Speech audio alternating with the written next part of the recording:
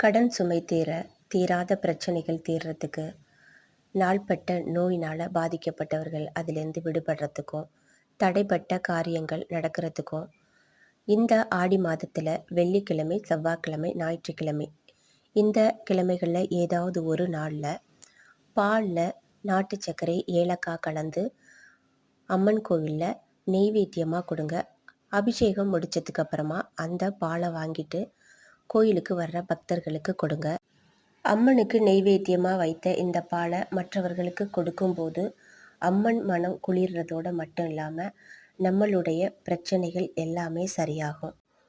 பால் மட்டும் இல்லாமல் சர்க்கரை பொங்கலும் நம்ம செஞ்சுட்டு போய் கொடுக்கலாம். நம்மளால் என்ன முடியுமோ அதை செஞ்சுட்டு போய் இந்த ஆடி மாதத்தில் வர்ற வெள்ளி, செவ்வாய், ஞாயிற்றுக்கிழமை இந்த நாட்களில் ஏதாவது ஒரு நாட்களில் இப்படி செஞ்சு பலனடையும்.